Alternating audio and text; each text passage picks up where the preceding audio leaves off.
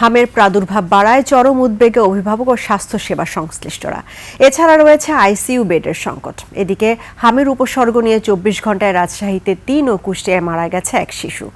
আজও দেশের বিভিন্ন স্থানে দেয়া হচ্ছে হামের টিকা।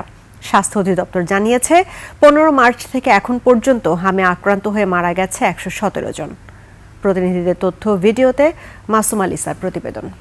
লিলি আল্ট্রাসফট সিরাম জেল, যা গভীর থেকে স্কিনে দেয় ৩ গুণ সিরাম হাইড্রেশন। সিরাম জেল হাইড্রেশনে ব্রাইট থাকো সব সিজনে।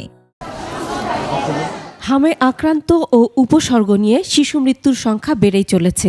রাজশাহী মেডিকেলে হামের সন্দেহভাজন ২ শিশু সহ ৪২ জনের মৃত্যু হয়েছে। এছাড়া অন্য হাসপাতালে মারা গেছে আরও এক শিশু। এ নিয়ে রাজশাহীতে এখন পর্যন্ত মৃত্যু ৪৬ জনের। ২৪ ঘন্টায় নতুন রোগী সহ মোট ভর্তি ১৩৮ জন।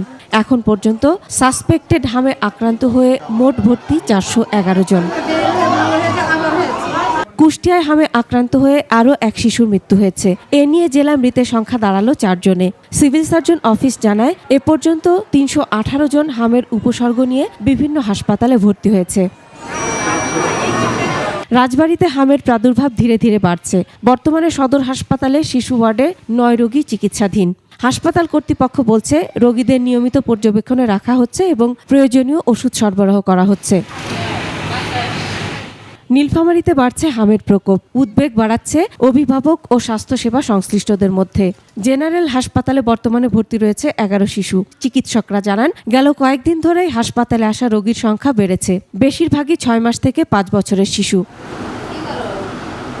গাজীপুরের শহীদ তাজউদ্দিন আহমেদ মেডিকেল কলেজ হাসপাতালে গেল ২৪ ঘন্টায় ১১ জন সহ বর্তমানে ৪০ শিশু চিকিৎসা নিচ্ছে।